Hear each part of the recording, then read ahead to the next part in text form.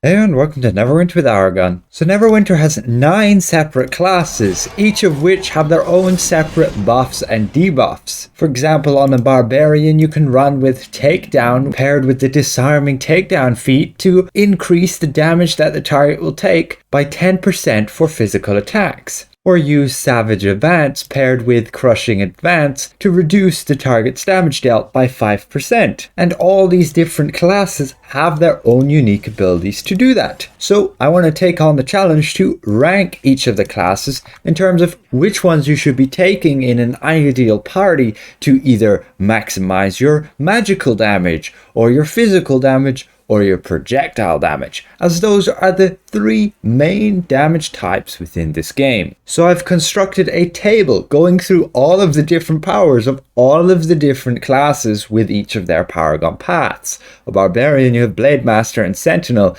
and with the Blade Master you can essentially give about an average of 8% damage boost to all magical, physical and projectile damage types, but not giving any boost to survivability, whereas the tank path, the Sentinel, would gain a 10% damage buff to physical damage and a 5% survivability buff, as we've seen. And you can go down all the classes and see those there. And then we can have a look at which classes are best to give which damage buffs. And before we do that, I'd like to show you the document I created going over every single class and all of the different damage buffs and debuffs they have, along with defensive buffs for survivability. And we've gone all through 9 classes there, from your Barbarian, your Paladin, your Rogue, and even your Wizard down the bottom. And then we've got that table there with all the different paragons, and then the damage buffs and debuffs listed. Now, I'm not separating buffs and debuffs, as in the end, depending on the group, they may very well add up to giving the same effectiveness, but if you look further into the math, they are calculated slightly differently. You'd have buffs in one area and you'd have debuffs in the other area, and then you would multiply. And a balance of both is always best. Now you'll be able to download this document or just view it online for yourselves by clicking a link in the video description below. I gain no benefit through that other than creating this video for you guys so I can explain what I've created. It was a lot of work, and you may see some green ticks here, and that's me verifying whether those bonuses actually work. Some of them aren't as simple as they may seem. For example, with the Assassin, with its Wicked Reminder, you reduce the enemy's critical avoidance, which essentially gives you 10% extra critical severity going over the cap, and unfortunately that doesn't work right now. But giving the 10% extra debuff for physical damage does work. Now, whether it's limited to physical or damage or not, it could just say that in the tooltip, but it could give 10% extra damage to all sorts of damage types. Who knows? But I may very well go through all of them and test them out. Do they work or not? For example, the Whisper Knife, giving the minus 5% awareness to the target with Killing Storm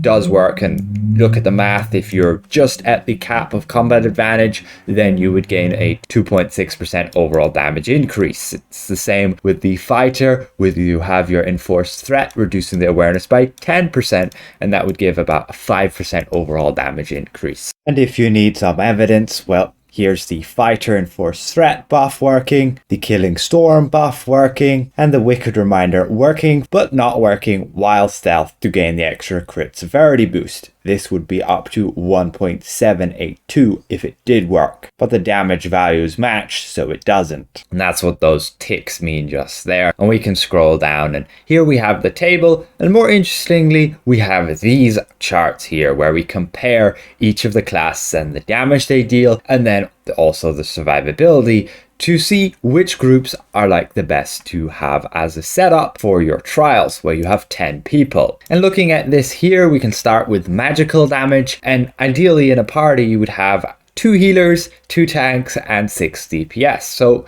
we'll rank them as such. The H is for healer and T is for tank. So we have our 2 healers and we have our 2 tanks, and we're trying to maximize the output in magical damage buffs. And you can see you'd run with a Minstrel, a Songblade, a Hunter, an Arbiter, a wizard, either Arcanist or Thaumaturge. They have the ability to use Ray of Enfeeblement on tab to increase the damage they will take from magical or projectile attacks, but assuming they won't stack, as usually the same type of buff or debuff won't stack with each other, so you would only run with either an Arcanist or a Thaumaturge, not both. And that would then give you the 10% buff, and we go down there with running with a fighter, a warlock and a paladin, and adding up to a total of 88% magical damage. Keep in mind though, the people who are highlighted in red here don't actually deal magical damage.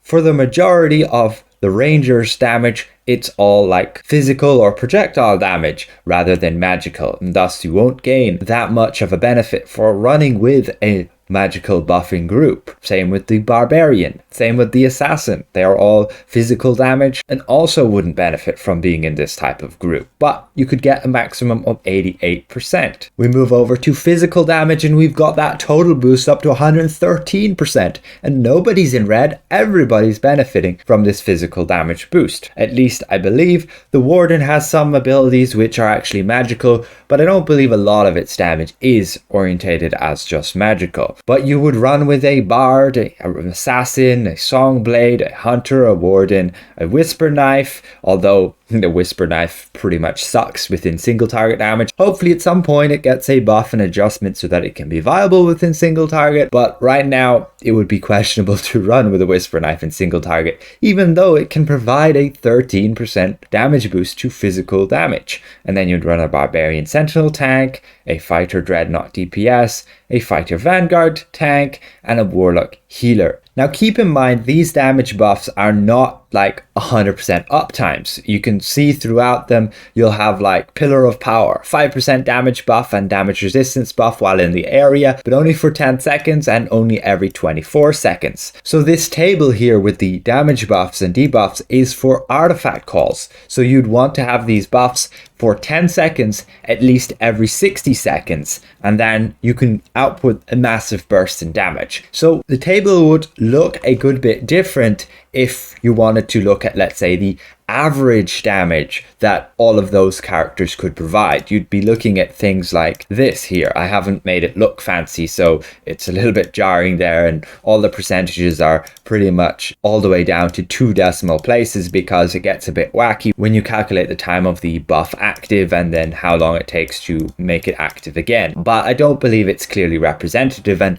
generally you're better off with just a table like such where you can see the extra damage that, let's say, those classes can give you in an artifact call where it really matters to have those buffs. And we can sort them all here from the classes that would provide the most physical damage boost, or provide the most projectile damage boost, or even the most survivability. So if you want to have a party that gives you the most survivability, you can see the top classes that can provide those survivability buffs. But again, it's only orientated around about 10 seconds every 60 seconds, and generally damage soaks don't happen that often either. And we can move on to our projectile damage. If you wanted to run a group like this, I would assume the Ranger Warden doesn't actually deal projectile damage, and I'm not 100% sure if, let's say, the Wizard or the Cleric actually deal projectile damage, even though their damage is ranged, but I'm not sure if it's considered projectile damage, so take that with a grain of salt. But you could get up to a total of 99% damage buffs for projectile damage. Now, this is of course including bonuses that aren't necessarily only projectile damage buffs. They can be across the board, like the fighter giving the reduction to the enemy's awareness would then also contribute to projectile damage. And then lastly, we can go to survivability, and you can see the king of survivability is absolutely the devout cleric. You can see that through its abilities of using Geas, using Astral Shield for a 10% buff, and using Hollowed Ground for another 10% buff, adding up to a total of 25% extra survivability, although that's not the exact math behind it. It may be less, it may be more, depending on how many other sources you have of damage resistance. But on the baseline of everything starting from 0, that's what you would get. And then with the Ranger Warden, you can get some pretty decent buffs here. Surprisingly, it's in second place, but it's generally orientating around your Boar Hide, giving a massive bonus to defense, and this will help mitigate, let's say, 1 or 2 hits. And then you have like Fox's Cunning for an extra 10% damage resistance, and that's why it adds up to so much. And you can see the rest of them there, and there's only really 8 of these classes with their paragons that can provide survivability boosts. The rest of them can provide other survivability boosts, like in Cleric Arbiter could run Hollowed Ground instead, but then you'd have to take a 10% away from this, and you may as well just run with Devout Cleric using all the survivability boosts. And again, you want to stick to having only 2 healers and only 2 tanks, and then 6 DPS. So here you just have 8 people, so you'd run with 2 others, whatever fits in with the build. And this would be just stacking survivability. Most people will just go to stack damage, and here you could use a table then of the most ideal ones. And so to conclude, what is the best class for increasing party's damage and survivability? Well, it depends on the damage type, and you can see that in magical damage, it's the Bard. In physical damage, it's also the Bard, and in projectile damage, it's also the Bard. And for survivability, it's the Cleric. And following that, you can see the rest of the classes pretty much ranked in terms of the amount they grant you, whether that be survivability, projectile damage, physical, or magical. Again, you can view all of these for yourself within that document linked down below. However, keep in mind that not every class will actually use those buff and debuff abilities. Sometimes it can just be better for them to use alternative powers. For example, on the Barbarian, I don't know what Barbarian will use Battle Fury. They will most likely just use an encounter power to deal more damage rather than providing on average 2.5% damage buff to the group, or just using a high damage daily power rather than using the damage buff daily that could help the group. And that's across all of the classes. They all have their buff and debuff abilities and survivability abilities, but they're not necessarily going to use them because you might take a hit to your damage if you do so. For example, a rogue, I don't see myself using Courage Breaker if I can just deal more damage using Shocking Execution, unless of course that can be used to add survivability to the group, which absolutely it can. For example, if you're running Zariel and it's really hard and you want this extra survivability during the white noise, then I could be on the role of giving that extra damage debuff to the target so that they deal less damage with my daily power. Absolutely can be viable because it does the white noise every 6 seconds or so, and you could get this to benefit 2 of those. And overall, that's my document. I put in quite a lot of work to get this done, but hopefully it's helpful to you guys to see what abilities the other classes have, what kind of compositions you could create to have the most ideal setup. So again, I'd like to give a massive thank you to all of my channel members for helping me keep my channel going. If I presented this well, consider leaving the video a like. And if you're new around here, consider subscribing. I'll see you guys around. Goodbye for now.